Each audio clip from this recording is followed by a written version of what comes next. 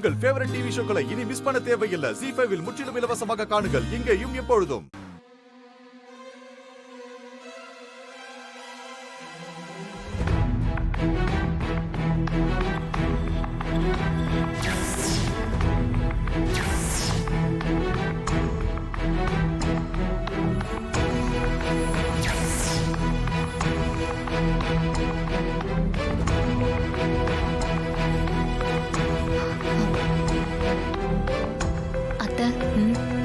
ஏன் ஒரு மாதிரி அப்செட்டா இருக்கீங்க?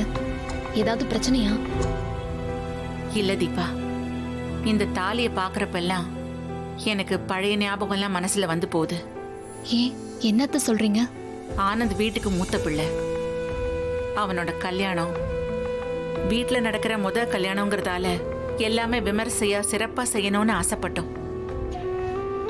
கல்யாணத்துக்கு தேவையான புடவை நகைங்களை எல்லாம் பார்த்து பார்த்து வாங்கணும். ஆனா தாலியை மட்டும் கடையில வாங்காம எங்க பரம்பரை நகைய உருக்கி செஞ்சோம். அப்படிப்பட்ட தாலியை தான் மீனாட்சி கழுத்துல ஆனந்த் கட்டினான். அந்த தாலி இப்ப மீனாட்சி கழுத்துல இல்லாம இங்க இருக்கிறத பாக்குறதுக்கு ரொம்ப கஷ்டமா இருக்கு. ஒரு மாமியாரா நான் இருந்தும் அவ பிரச்சனையை சரி பண்ண முடியலையேன்னு நினைக்கும் போது குற்ற உணர்ச்சியா இருக்குமா? மீனாட்சி கழுத்துல திரும்ப இந்த தாலி ஏறினாதான் என்னால நிம்மதியா இருக்க முடியும்.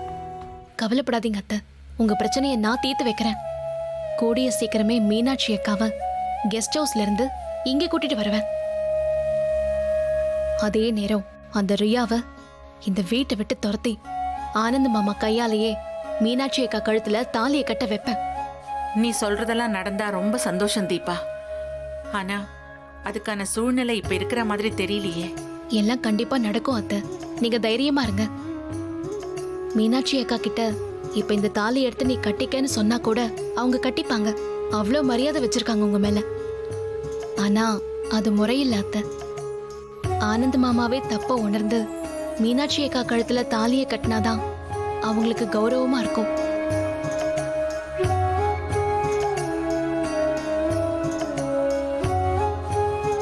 தீபா, உன்னை நினைச்சா எனக்கு ரொம்ப பெருமையா இருக்குமா. அப்படி நான் என்னத்த சொல்லிட்டேன்? இல்லம்மா, கார்த்தி எப்படி இந்த குடும்பத்து மேல பொறுப்பா அக்கறையா இருக்கானோ அதே மாதிரி நீயும் பொறுப்பா அக்கறையா இருக்க. உங்களை மாதிரி ஒரு ஜோடி அமையறது ரொம்ப அபூர்வமா. கார்த்தியும் நீயும் மகனா மருமகளா எனக்கு கிடைச்சது கடவுள் கொடுத்த வரம்மா.